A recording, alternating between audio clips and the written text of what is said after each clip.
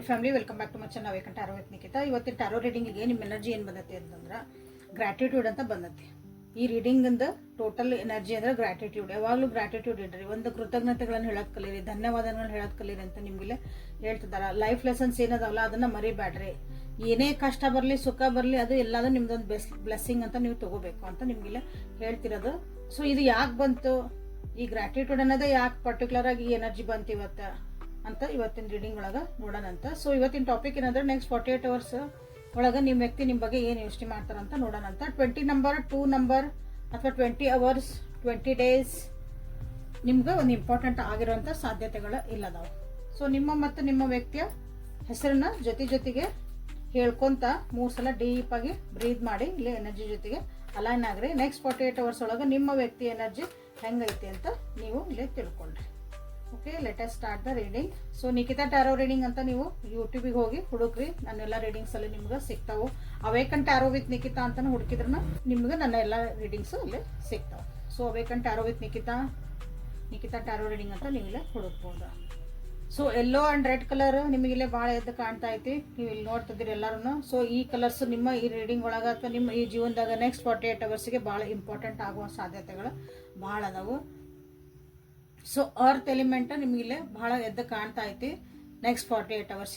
So gratitude ಬಂತು. So ಒಂದು mother ಅರ್ತಿಗೆ ಒಂದು ನಮಸ್ಕಾರ ಮಾಡ್ರಿ, ಎಲ್ಲರೂ ಮಾಡ್ರಿ. ಯಾರ್ಯಾರು ಈ ವಿಡಿಯೋ ನೋಡ್ತಿದ್ದೀರಿ ಎಲ್ಲರೂ ಥ್ಯಾಂಕ್ ಯು ಮದರ್ ಅರ್ತ್ ಅಂದ್ರೆ ಭೂಮಿ ತಾಯಿಗೆ ಒಂದು ನಮಸ್ಕಾರ, ಕೃತಜ್ಞತೆನ ಹೇಳ್ರಿ.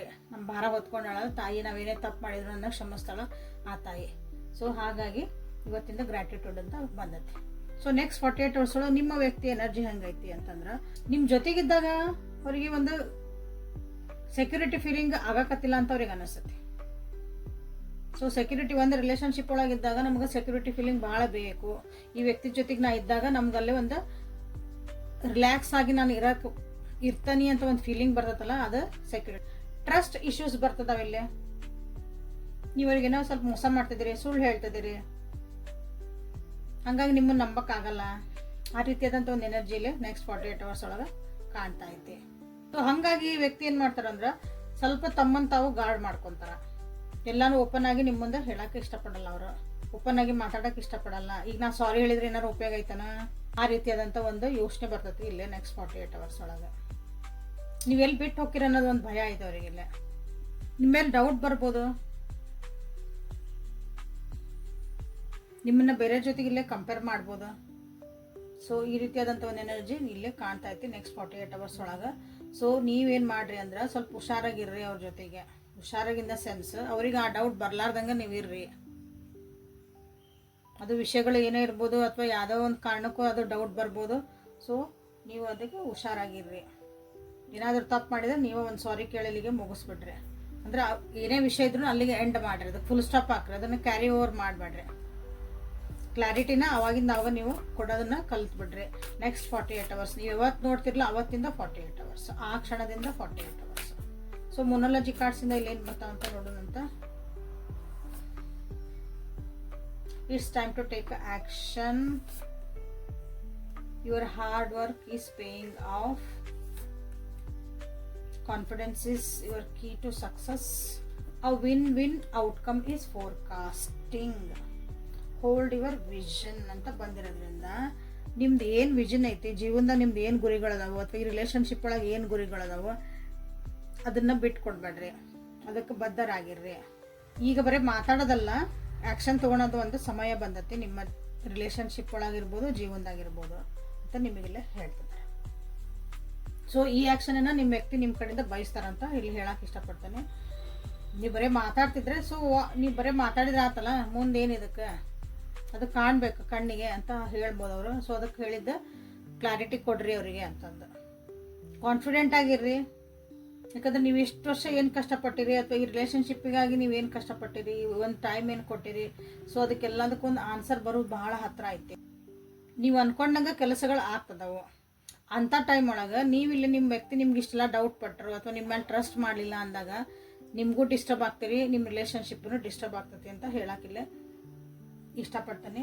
ಸೊ ವಿಷನ್ ಕರೆಕ್ಟ್ ಆಗಿರಲಿ, ಆಮೇಲೆ ಕ್ಲಾರಿಟಿ ಇರಲಿ. ಏನೋ ಡೌಟ್ ಪಟ್ಟರು, ಅವ್ರು ನಿಮ್ಮ ಮೇಲೆ ಏನೋ ಅಂದರು, ಅದಕ್ಕೆ ಟ್ರಿಗರ್ ಆಗಬೇಡ್ರಿ. ಓಕೆ ಡನ್, ಇದು ಹಿಂಗಿತ್ತು ಅಂತ ಪೂರ್ತಿ ಅವರಿಗೆ ಕ್ಲಾರಿಟಿ ಕೊಡ್ರಿ ಅಂತ ಇಲ್ಲೇ ಬಂದಿರೋದು. ಅದನ್ನು ನಾನು ನಿಮ್ಗೆ ಹೇಳ್ತಿರೋದು. ಸೊ ನೆಕ್ಸ್ಟ್ 48 hours ಒಳಗೆ ಹಿಡನ್ ಟ್ರೂತ್ ಒರಾಕಲ್ಸಿಂದ ನೀವು ವ್ಯಕ್ತಿ ನಿಮ್ಮ ಬಗ್ಗೆ ಏನು ಯೋಚನೆ ಮಾಡ್ತಾರಂತ ನೋಡೋಣ.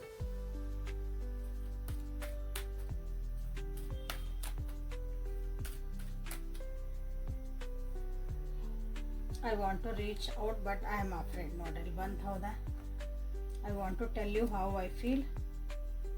I left when you saw with someone else. I know I messed up with you.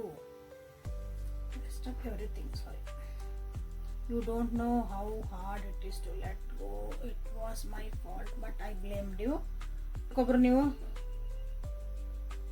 Compatibility ಇಲ್ಲ, ಒಬ್ಬರ ಜೀವನದಾಗ ಒಬ್ರು ಫಿಟ್ ಆಗಲ್ಲ ಅಂತ ಅವ್ರಿಗೆ ಅನಿಸ್ತೈತಿ, ಡೌಟ್ ಬರ್ತೈತಿ. ನೆಕ್ಸ್ಟ್ 48 hours ಒಳಗೆ ಸಹ ನಿಮ್ಮನ್ನು ಬಿಟ್ಟು ದೂರ ಹೋಗಕ್ಕೆ ಟ್ರೈ ಮಾಡ್ಬೋದು. ಯಾಕೋ ಇದು ಸರಿ ಆಗತ್ತಿಲ್ಲ, ನಾನೇ ಇಲ್ಲಿ ಸರಿ ಇಲ್ಲನಪ್ಪ ಅಂತ ಅವ್ರಿಗೆ ಅನಿಸ್ಬೋದು. ನೋಡ್ರಿ ಅವ್ರಿಗೆ ಏನು ಅನ್ಸುತ್ತೆ ಎಲ್ಲ ಹೇಳಕ್ಕೆ ಇಷ್ಟಪಡ್ತಾರೆ, ಬಟ್ ಅದನ್ನ ನಿಮ್ಮ ಮುಂದೆ ಹೇಳಿದ್ರೆ ನೀವೇನು ಅನ್ಕೊಂತೀರೋ, ಅದಕ್ಕೆ ಹೆಂಗೆ ರಿಯಾಕ್ಟ್ ಮಾಡ್ತಿರೋ ಅಂತಂದು ಹೆದರ್ತಾರೆ.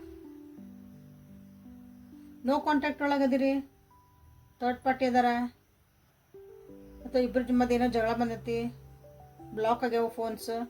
ಸೊ ಬಟ್ ನಿಮ್ಮನ್ನು ರೀಚ್ ಔಟ್ ಮಾಡೋಕ್ಕೂ ನೋಡ್ತಿದಾರ, ಬಟ್ ಹೆದರ್ತಾರ.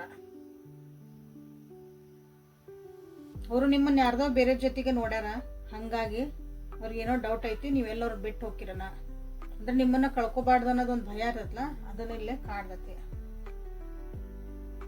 ಹಂಗಾಗಿ ನಿಮ್ಮಿಂದ ದೂರ ಹೋಗ್ಯಾರಂತ ಇಲ್ಲೇ ಹೇಳ್ತಿದಾರ. ಅವ್ರ ಫೀಲಿಂಗ್ಸನ್ನೆಲ್ಲ ಇಲ್ಲಿ ಎಕ್ಸ್ಪ್ರೆಸ್ ಮಾಡಕ್ಕೂ ಟ್ರೈ ಮಾಡ್ತಾರ ನಿಮ್ಮ ವ್ಯಕ್ತಿ. ಸೊ ಎಕ್ಸ್ಪ್ರೆಸ್ ಮಾಡಕ್ಕೆ ಯಾರಾದ್ರೂ ಬಂದ್ರಂದ್ರೆ ಸುಮ್ಮನೆ ಸ್ವಲ್ಪ ಸಮಾಧಾನದಿಂದ ಅವ್ರನ್ನ ಮಾತುಗಳನ್ನ ಕೇಳ್ರಿ, ಜಡ್ಜ್ ಮಾಡಬೇಡ್ರಿ ಅವ್ರನ್ನ. ಓಕೆ, ಸೊ ತಪ್ಪು ಅವ್ರದನ್ನೇ ಇರ್ಬೋದಿಲ್ಲ, ಯಾಕಂದ್ರೆ ಅವರೇ ಎಲ್ಲ ಇದನ್ನ ಮೆಸಪ್ ಮಾಡಿರ್ಬೋದು, ಅವ್ರ ಕಡೆಯಿಂದನೇ ಎಲ್ಲ ಕಿರಿಕಿರಿ ಆತ್ರಿ ಅಂತ ನಿಮಗೆ ಗೊತ್ತಿರ್ಬೋದು. ಬಟ್ ಸ್ಟಿಲ್ ಅವ್ರು ಏನು ಹೇಳ್ತಿದಾರಲ್ಲ ಅದನ್ನ ಸಮಾಧಾನದಾಗ ಸ್ವಲ್ಪ ಕೇಳ್ರಿ. ಯಾಕಂದ್ರೆ ನೀವೇನಾದ್ರೂ ಮಧ್ಯ ಕಟ್ ಮಾಡಿದ್ರೆ ಅವ್ರಿಗೆ ನಿಜವಾಗ್ಲೂ ಮೊದಲೇ ಹೆದರ್ತಿದಾರ, ಅದರ ಹೇಳೋದು ಬಿಟ್ಟು ಎಲ್ಲ ಬಿಟ್ಟು ನಿಮ್ಮಿಂದ ಇನ್ನೂ ದೂರ ಆಗ್ತಾರ.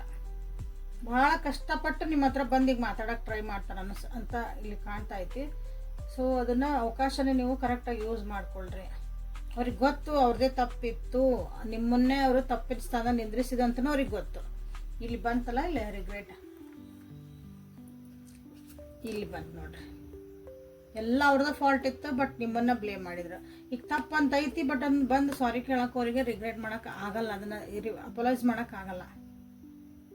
ರಿಗ್ರೆಟ್ ಆಗ್ತಾ ಐತಿ, ಬಟ್ ಅಪಾಲಜಿ ಬಂದು ಕೇಳಕ್ಕೆ ಅವ್ರಿಗೆ ಸ್ವಲ್ಪ ಕಿರಿಕಿರಿ ಆಕತಿ. ನೀವೇನು ಅಂದ್ಬಿಡ್ತೀರೋ ಏನೋ, ಹೆಂಗೆ ಅಂತೀರೋ ಏನೋ, ಎಲ್ಲಿ ನಿಮ್ಮನ್ನು ಕಳ್ಕೊಂಡ್ಬಿಡ್ತೇನೋ ಏನೋ,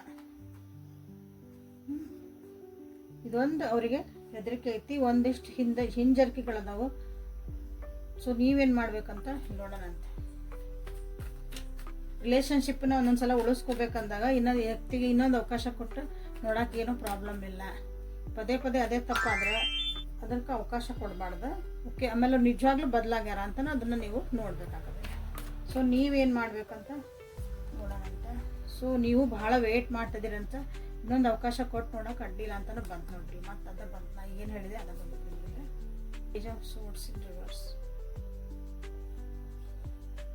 ನಿಮ್ಗೆ ಅವ್ರು ಹೇಳಿದ್ದನ್ನ ಕೇಳೋಕೆ ಇಷ್ಟ ಇಲ್ಲ, ಅಥವಾ ಅವರಿಗೆ ನಿಮ್ಮ ಯೋಚನೆಗಳದಾವಲ್ಲ ಅವ್ರ ಬಗ್ಗೆ ಭಾಳ ನೆಗೆಟಿವ್ ಆಗ್ಬಿಟ್ಟಾವ. ಈಗ ನೀವು ಅವ್ರನ್ನ ಏನೂ ಕೇಳೋಕ್ಕೂ ರೆಡಿ ಇಲ್ಲ, ನೀವು ಅವ್ರದ್ದು ಹೇಳೋಕ್ಕೂ ರೆಡಿ ಇಲ್ಲ, ನನ್ನ ಮಕ್ಕಳ ತಿರ್ಪು ನೋಡ್ಬೇಡ ಅನ್ನಂಗೆ ಒಂದು ಪರಿಸ್ಥಿತಿಗೆ ಬಂದಿರಿ ನೀವು. ಬಟ್ ಸ್ಟಿಲ್ ನಿಮ್ಮಿಬ್ಬರ ಮಧ್ಯೆ ಆಗಿದ್ದು ಒಂದು ಒಳ್ಳೆ ಸಂಗತಿಗಳೇನಿದ್ವು ಅವನ್ನ ಸ್ವಲ್ಪ ವಿಚಾರ ಮಾಡ್ಕೊಂಡು ಈ ಸಲ ಅವ್ರನ್ನ ಹೇಳಿದ್ದು ಕೇಳಕ್ಕೆ ನಿಮಗೆ ಮನಸ್ಸಿತ್ತಂದ್ರೆ ಏನೂ ಇಂಟ್ರಪ್ಟ್ ಮಾಡಲಿಲ್ದಂಗೆ ಓಪನ್ ಮೈಂಡಿಂದ ಕೇಳ್ರಿ. ಬಟ್ ರೆಡ್ ಫ್ಲಾಗ್ಸ್ ಏನದಂತೂ ಎಚ್ಚರ ಇಟ್ಕೊಳ್ರಿ. ಇಷ್ಟನ ಇಲ್ಲ ನಿಮ್ಗೆ ಅಂತಂದ್ರೆ ಜಸ್ಟ್ ಅವ್ರಿಗೆ ಹೇಳಿಬಿಡ್ರಿ, ಇದು ಮುಗಿದು ಹೋಯ್ತು ಅನ್ನೋದು. That is called clarity. Yes or no ಅದನ್ನು ನೀವು ಕ್ಲಾರಿಟಿ ಒಳಗೆ ಹೇಳಬೇಕು. ಅವ್ರನ್ನ ಒಂದು ಕ್ವಶನ್ ಮಾರ್ಕ್ ಒಳಗೆ ಉಳಿಸ್ಬೇಡ ಅಂತಲೇ ಇಲ್ಲಿ ನಿಮ್ಗೆ ಹೇಳ್ತದ. ಓಕೆ, ಬಿ ಪ್ರಾಕ್ಟಿಕಲ್ ಅಂತ ಬಂತು. ಸೇಮ್ ನಾ ಈಗೇನು ಹೇಳಿದೆ ಅದನ್ನು ಇಲ್ಲೇ ನಿಮ್ಗೆ ಕಾರ್ಡ್ಸ್ ನಿಮ್ಗೆ ಕರೆಕ್ಟಾಗಿ ಹೇಳ್ತಿದಾರೆ. ಬಿ ಪ್ರಾಕ್ಟಿಕಲ್, ನೇರ ದಿಟ್ಟ ನಿರಂತರವಾಗಿರ್ರಿ. ಓಕೆ, ಬಟ್ ಗ್ರ್ಯಾಟಿಟ್ಯೂಡ್ನ ಮರಿಬೇಡ್ರಿ. ಓಕೆ, ನೀ ನನ್ನ ಜೀವನದಾಗ ಬಂದಿದ್ದಿನ ಕ್ಷಣಗಳು ಚೆನ್ನಾಗಿದ್ದು, ಪಾಠನೂ ಕಲಿಸಿದಿ, thank you for being in my life ಅಂತ ಹಿಂಗೆ ಗ್ರ್ಯಾಟಿಟ್ಯೂಡ್ ಒಳಗೆ ಹೇಳ್ರಿ ಅಂತ ನಿಮಗೆಲ್ಲ ಹೇಳ್ತದೆ. ಓಕೆ, ಇದನ್ನ ಮಾಡಿದ್ರಂದ್ರೆ ನಿಮ್ಮ ಜೀವನದಾಗ ಒಳ್ಳೇದು ಬರ್ತಾ ಐತಿ, ಒಬ್ರಿಗೆ ಕೆಟ್ಟದ್ದು ಬಯಸ್ಬೇಡ್ರಿ ಅಂತ ನಿಮ್ಗೆ ಹೇಳ್ತಿದಾರೆ. ಯಾಕಂದ್ರೆ ಭಾಳ ಕಷ್ಟಪಟ್ಟು ಮುಂದೆ ಹೋಗಿರ್ಬೋದು, ನೀವು ಭಾಳ ಕಷ್ಟಪಟ್ಟು ನಿಮ್ಮ ಜೀವನದಾಗ ಏನೋ ಒಂದು ಸಾಧನೆ ಮಾಡಿರ್ಬೋದು, ನಿಮ್ಮ ಜೀವನ ಅಂದ್ರೆ ಶೀಲಪ್ಪು ಆಗಿರ್ಬೋದು ಭಾಳ ಜನ ಇಲ್ಲೇ. ಸೊ ಇದೆಲ್ಲ ನೀವು ಮುಂದೆ ಹೊಂಟೇನ್ರಿ, ನಾನೀಗ ಹಿಲಪ್ಪಾಗಿ ನನ್ನ ವ್ಯಕ್ತಿಯಿಂದ ದೂರ ಆಗ್ತದನಿ, ನನಗೆ ಭಾಳ ಕಷ್ಟಪಟ್ಟು ಹೀಲಾಗೇನಿ ಅಂತ ಅಂದು ಹೊತ್ತಾಗ ಈಗ ಈ ವ್ಯಕ್ತಿ ವಾಪಸ್ ಬಂದರು ಅಂದ್ರೆ ಕ್ಲಾರಿಟಿ ಕೊಡ್ರಿ ಅವರಿಗೆ. ಅವ್ರ ಜೀವನದ ನೀವು ಸ್ಥಾನ ಕೊಟ್ಟಿರೋ ಕೊಡಲ್ಲ, ಜಸ್ಟ್ ಅದಷ್ಟೇ ಇರ್ಬೇಕು, ಎಸ್ ಆರ್ ನೋ ಅಷ್ಟೇ ಇರ್ಬೇಕಲ್ಲ. ನೋಡೋಣ ತಡಿ ಒಂದು 4 ದಿನ ಮಾತಾಡಿ ಏನಾಕತ್ತೋ ಇಂಥವೆಲ್ಲ ಕೊಡಕ್ಕೆ ಹೋಗ್ಬೇಡ್ರಿ, ಹೀಗೆಲ್ಲ ಮಾಡಬೇಡ್ರಿ. ಯಾಕಂದ್ರೆ ಮುಂದೆ ನಿಮ್ಮ ಜೀವನದಾಗ ನೀವು ಗೆಲ್ಲುವಂಥ ಸಾಧ್ಯತೆಗಳು ಭಾಳ ಅದಾವೆ. ಅಂದ್ರೆ ನೀವು ಅಂದ್ಕೊಂಡಿದ್ದ ಕೆಲಸಗಳು ಭಾಳ ಮುಂದೆ ಹೋಗ್ತದಾವೆ. ನೀವು ಏನೋ ಒಂದು ವಿಚಾರ ಮಾಡ್ಕೊಂಡಿರಿ, ನಿಮ್ಮ ರಿಲೇಷನ್ಶಿಪ್ ಒಳಗೆ ಇನ್ನೊಬ್ರು ಯಾರೋ ಬಂದಿರೋ ಇರ್ಬೋದು ನಿಮ್ಮ ಜೀವನದಾಗ. ಸೊ ಇದಕ್ಕೆಲ್ಲ ಒಂದು ಆನ್ಸರ್ ಬೇಕಂದಾಗ clarity is the important and gratitude is important ಅಂತ ನಿಮಗಿಲ್ಲೇ ಹೇಳ್ತಿದಾರ. ಈಗ ಯೂನಿವರ್ಸ್ ಕಡೆಯಿಂದ ನಿಮ್ಗೆ ಏನು ಗೈಡೆನ್ಸ್ ಬರ್ತಾ ಐತೆ ಅಂತ ನೋಡೋಣ. ಯೂನಿವರ್ಸ್ ಕಡೆಯಿಂದ ಗೈಡೆನ್ಸ್ ಅಥವಾ ಏಂಜಲ್ಸ್ ಕಡೆಯಿಂದ ನಿಮ್ಗೆ ಗೈಡೆನ್ಸ್ ಏನಂತ ನೋಡ್ರಿ. ಸೊ ಮೋರ್ ಕ್ಲಾರಿಟಿಗೆ, ಇನ್ನೂ ಹೆಚ್ಚಿನ ಮಾಹಿತಿಗಾಗಿ ಅಥವಾ ಹೆಚ್ಚಿನ ಕ್ಲಾರಿಟಿಗಾಗಿ ನಿಮ್ದು ಪರ್ಸನಲ್ ಆಗಿ ಕ್ಲಾರಿಟಿ ಬೇಕಂದ್ರೆ ವಾಟ್ಸಪ್ಪಿಗೆ ನೀವು ಮೆಸೇಜ್ ಮಾಡ್ಕೊಳ್ರಿ, ಅಲ್ಲೇ ಪರ್ಸನಲ್ ರೀಡಿಂಗ್ನ ಬುಕ್ ಮಾಡ್ಕೊಳ್ರಿ. ಇನ್ನೂ ಕರೆಕ್ಟಾಗಿ ನಿಮ್ಗೆ ಆನ್ಸರ್ ಗೊತ್ತಾಗ್ಬಿಡ್ತಾವೆ. ಸೊ ಆಲ್ರೆಡಿ ಈಗ ಭಾಳ ಒಂದು ರೋಲರ್ ಕೋಸ್ಟರ್ ಒಳಗೆ ಅದಿರಿ ಜೀವನದಾಗ, ಭಾಳ ಏರಿಳಿತಗಳು ಆಗ್ತದವು, ಎಮೋಷನಲಿ ಇಂಬ್ಯಾಲೆನ್ಸ್ ಆಗ್ತದ್ರಿ. ಅಂದ್ರೆ ಮನಸ್ಥಿತಿ ಒಂದಿನ ಭಾಳ ಖುಷಿ ಇರ್ತೀರಿ, ಒಂದಿನ ಏನೋ ಬೇಜಾರಾಕಿರಿ, ಒಂದಿನ ಏನೋ ಸಮಾಧಾನ ಇರ್ತೈತಿ, ಒಂದಿನ ಬಾಳ್ಬೇಕು ಅನಿಸುತ್ತೆ. ಹಿಂಗೊಂದು ಎಮೋಷನಲ್ ಹೆಚ್ಚು ಕಮ್ಮಿ ನಿಮ್ಮ ಜೀವನದಾಗ ಆಲ್ರೆಡಿ ಆಗ್ತದವು. ಆ ಸೈಕಲ್ಸ್ ಚೇಂಜ್ ಆಗ್ತದವು.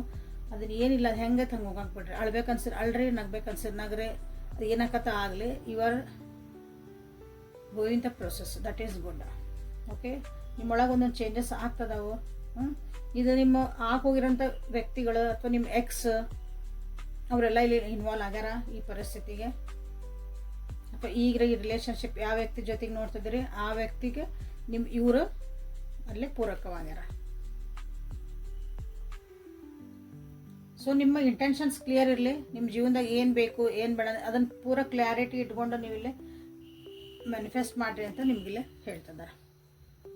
ಓಕೆ, ಹೋಗಿದ್ದಗಳನ್ನ ಬಿಟ್ಬಿಡ್ರಿ. ಈಗೇನು ಬೇಕು ಅನ್ನೋದನ್ನು ನೀವು ಇಲ್ಲೇ ಮ್ಯಾನಿಫೆಸ್ಟ್ ಮಾಡಿರಿ. ಯೂನಿವರ್ಸ್ ನಿಮಗೆಲ್ಲ ಕೊಡೋಕೆ ರೆಡಿ ಆಗಿಬಿಟ್ಟೈತೆ. ಅದನ್ನು ರಿಯಾಲಿಟಿ ಒಳಗೆ ಬರೋ ಅಂಥ ಚಾನ್ಸಸ್ ಐತೆ. ಇಲ್ಲಿ ವಿನ್ ವಿನ್ ಬಂತಲ್ಲ, ಇಲ್ಲೇ hard work is paying off and win win situation ಬಂದತಿಲ್ಲ. ಸೊ ನೀವು ಆ ಲೈನ್ ಒಳಗೆ ಹೊಂಟಿರಿ, ಆ ಒಂದು ಪ್ರೊಸೆಸ್ ಒಳಗೆ ಕರೆಕ್ಟ್ ಹೊಂಟಿರಿ. ಸೊ ಈಗ ಡಿಸ್ಟ್ರಾಕ್ಟ್ ಆಗಬೇಡ್ರಿ. ನಿಮ್ಮ ಮತ್ತು ಪಾಸ್ಟ್ ಮೆಮೊರೀಸ್, ಆಗೋಗಿದ್ದ ವಿಷಯಗಳು, ಎಕ್ಸ್ಗಳು ಎಲ್ಲ ಯಾರದಾರಲ್ಲ ಅವರೆಲ್ಲ ಬಂದು ಮತ್ತೆ ಇದನ್ನು ಶಾಂತಿನ ನಿಮ್ದು ನೆಮ್ಮದಿನ ಕೆಡ್ಸಕ್ಕೆ ನೀವು ಬಿಡಬೇಡ್ರಿ ಅಂತ. ಸೊ ಇಂಟೆನ್ಷನ್ಸ್ ಕರೆಕ್ಟಾಗಿ ಇರಲಿ, ಕ್ಲಾರಿಟಿ ಇರಲಿ ಅಂತ ನಿಮಗಿಲ್ಲೇ ಹೇಳ್ತಿದ್ದಾರೆ. ಇಂಡಿಪೆಂಡೆಂಟ್ ಆಗಿ ನೀವು ಇಲ್ಲೇ ಡಿಸಿಷನ್ ಮಾಡ್ಕೊಳ್ರಿ. So that is your strength and that is the success for life. Independent ಆಗಿರೋದ ಕಲೀರಿ, ಎಲ್ಲಾರ್ದು ಒಪಿನಿಯನ್ ಕೇಳ್ರಿ, ಎಲ್ಲಾರು ಹೇಳಿದ ಮಾತು ಕೇಳ್ರಿ, ಬಟ್ ಲಾಸ್ಟ್ಗೆ ಡಿಸಿಷನ್ ಯಾರು ಇರಬೇಕು, ನಿಮ್ದು ಇರಬೇಕು. ಸೊ ಹಂಗಿರ್ರಿ ಅಂತ ನಿಮಗಿಲ್ಲೇ ಹೇಳ್ತದೆ. ಓಕೆ, ಹಂಗೆ ನೋಡ್ರಲ್ಲೇ ಸೆಟ್ ಯುವರ್ ಬೌಂಡ್ರೀಸ್ ಅಂತಲೂ ಬಂತು. Self love is very important. ಬೇಕು ಅಂದ್ರೆ ಬೇಕು ಅಂತ ಹೇಳೋದು, ಬ್ಯಾಡ್ ಅಂದ್ರೆ ಬ್ಯಾಡ್ ಅನ್ನೋದು ಕಲಿಬೇಕು. ಸೊ ಒಬ್ಬರಿಗೆ ಪ್ರೀತಿ ವಿಶ್ವಾಸ ಎಲ್ಲ ತೋರಿಸ್ತದೆ ಅಂದಾಗ ಎಷ್ಟು ಕೊಡಬೇಕು, ಎಷ್ಟು ಬಿಡಬೇಕು, ಎಲ್ಲಿಗೆ ನಾವು ನಿಂದ್ರಿಸ್ಬೇಕು, ನಮ್ಮನ್ನು ನಾವು ಅಲ್ಲೇ ಟೈಮ್ ಕೊಡೋದು, ಎನರ್ಜಿ ಕೊಡೋದು ಅಂತ ನಿಮಗೆ ಎಲ್ಲರಿಗೂ ಗೊತ್ತಿರಬೇಕು, ಇಂಪಾರ್ಟೆಂಟ್ ಅಂತ ಇಲ್ಲೇ ಹೇಳ್ತಾರೆ. ಸೊ ಈಗ ಒಂದು ಕ್ವಶನನ್ನು ಆರಿಸ್ಕೊಳ್ರಿ ಬುಕ್ ಆಫ್ ಆನ್ಸರ್ಸಿಂದ. ಅದಕ್ಕೊಂದು ಏನು ಬರ್ತೈತಿ ಅಂತ ನೋಡೋಣ ಅಂತ. ಯಾಕಂದ್ರೆ ಇಷ್ಟೊಂದು ಕಿರಿಕಿರಿಗಳು ಅಥವಾ ಒಂದೇನೋ ಮನಸ್ಸಿಗೆ ಸಮಾಧಾನ ಇಲ್ಲದಂಥ ಒಂದು ಪರಿಸ್ಥಿತಿಯಲ್ಲಿ ನೋಡಿದಾಗನ ನಿಮ್ಗಿಲ್ಲಿ ಹೇಳ್ತಿದಾರ ಗ್ರ್ಯಾಟಿಟ್ಯೂಡ್ ಇಟ್ಕೋಬೇಕು ನೀವು ಅಂತ ನಿಮಗಿಲ್ಲೇ ಬಂದಿರೋದು. ಎದಕ್ಕಂದ್ರೆ ಇಷ್ಟೆಲ್ಲ ಕಿರಿಕಿರಿ ಬರ್ತೈತಿ, ಇಷ್ಟೆಲ್ಲ ಮನಸ್ಸು ನೋವಾಗಂಥದ್ದು ಬರ್ತೈತಿ, ಅಥವಾ ಬೇಜಾರಾಗೋದು ಅಳಂಥದ್ದು ಬರ್ತೈತಿ. ಎಲ್ಲಾದ್ರ ಮಧ್ಯೆ ನೀವು ಗ್ರ್ಯಾಟಿಟ್ಯೂಡ್ನ ಮರಿಬಾರ್ದು, ಕೃತಜ್ಞತೆ ಹೇಳೋದನ್ನು ಮರಿಬಾರ್ದು. ಅಂದರೆ ನಿಮ್ಗೆ ಒಳ್ಳೆ ಮೂಮೆಂಟ್ಸ್ ಏನದಾವು, ಹ್ಯಾಪಿ ಮೂಮೆಂಟ್ಸ್ ಅದಾವೆ. ದೇವ್ರು ನನಗೆ ಏನು ಕೊಟ್ಟಿಪ್ಪ, ನನಗೆ ಇವತ್ತು ನಾವು ಉಸಿರಾಡ್ತದನ್ನೇ ಥ್ಯಾಂಕ್ ಯು. ಊಟ ಮಾಡೋಕ್ಕೆ ನನಗೆ ಇವತ್ತು ಊಟ ಐತೆ ಥ್ಯಾಂಕ್ ಯು. ಯಾಕಂದ್ರೆ ಊಟ ಇಲ್ದಾರೆ ಎಷ್ಟೋ ಜನ ಅದಾರಲ್ಲ, ಇವತ್ತು ಮಕ್ಕೊಂಡ್ರೆ ನಾಳೆ ಬೆಳಗ್ಗೆ ಹೇಳೋದಿಲ್ಲ ಎಷ್ಟೋ ಮಂದಿ. ಇವತ್ತು ನಾವು ಎದ್ದೇವೆ ಅಂದರೆ ವಿ ಶುಡ್ ಬಿ ಗ್ರೇಟ್ಫುಲ್. ಹಂಗೆ ಸಣ್ಣ ಸಣ್ಣ ವಿಷಯಗಳಿಗೂ ನೀವೊಂದು ಗ್ರ್ಯಾಟಿಟ್ಯೂಡ್ ತೋರ್ಸೋಕೆ ಸ್ಟಾರ್ಟ್ ಮಾಡಿರಿ ಅಂತ ನಿಮಗಿಲ್ಲಿ ಹೇಳ್ತದೆ. ಓಕೆ, ಸೊ ಇಲ್ಲೇ ಕ್ವಶನ್ ಕೇಳ್ಕೊಳ್ರಿ, ಅದಕ್ಕೆ ಆನ್ಸರ್ ಏನು, ಗೈಡೆನ್ಸ್ ಏನು ಬರ್ತೈತೆ ಅಂತ ನೋಡೋದಂತ. ಆನ್ಸರ್ ಅನ್ಬೋದು, ನೀವು ಗೈಡೆನ್ಸ್ ಅನ್ಬೋದು. ಸೊ ನನ್ನ ವ್ಯೂವರ್ಸ್ ಏನೋ ಒಂದು ಕ್ವಶನ್ ಕೇಳ್ಕೊತಿದಾರ, ಅದಕ್ಕೆ ಅವರಿಗೆ ದಯವಿಟ್ಟು ಕ್ಲಿಯರ್ ಆದಂತಹ ಒಂದು ಆನ್ಸರ್ ಕೊಡ್ರಿ, ಅವರಿಗೆ ಗೈಡೆನ್ಸ್ ಕೊಡ್ರಿ. Thank you, thank you, thank you. Don't be ridiculous, ಹಾಸ್ಯಾಸ್ಪದವಾಗಿ ಇರಬೇಡ್ರಿ. ಎಲ್ಲದನ್ನು ಈಸಿ ಗೋಯಿಂಗ್ ಆಗಿ ತಗೋಬೇಡ್ರಿ ಜೀವನದಾಗ. ನಿಮ್ಮನ್ನು ನೋಡೊಬ್ರು ಯಾರು ಹಾಸ್ಯ ಮಾಡಂಗೆ ನಗಂಗೆ ಆಗಬೇಡ್ರಿ, ಅಥವಾ ಇನ್ನೊಬ್ರ ಬಗ್ಗೆ ನೀವು ನಗಬೇಡ್ರಿ. ಯಾವುದೇ ಸಣ್ಣ ಸಣ್ಣ ವಿಷಯ ಇರಲಿ ಅವನ್ನ ಒಂದು ಲೈಟಾಗಿ ತೊಗೊಂಡು ಕಡೆಗಣಿಸಿದ್ರಿ ಅಂದ್ರೆ ಅದು ನಾಳೆ ನಿಮ್ಗೆ ದೊಡ್ಡದಾಗಿ ಕಾಣ್ಬೋದು, ಅಥವಾ ಅದೇ ಪ್ರಾಬ್ಲಮ್ ಆಗಿ ನಿಮ್ಗೆ ಕಾಡಬಹುದು ಅಂತ ನಿಮಗಿಲ್ಲೇ ಕ್ಲಿಯರಾಗಿ ಹೇಳ್ತಿದ್ದಾರೆ. So be serious about your life and your decisions ಅಂತ ಹೇಳ್ತಾ ಇವತ್ತಿನ ರೀಡಿಂಗನ್ನು ಮುಗಿಸೋಣಂತ. Thank you for being with me. ನಾಳೆ ಮತ್ತೆ ಹೊಸ ರೀಡಿಂಗ್ ಜೊತೆಗೆ ನಿಮ್ಮನ್ನು ಬೆಟ್ಟಕ್ಕನೆ. ಅಲ್ಲಿವರೆಗೂ take care of your self and be happy always. Thank you. God bless you all.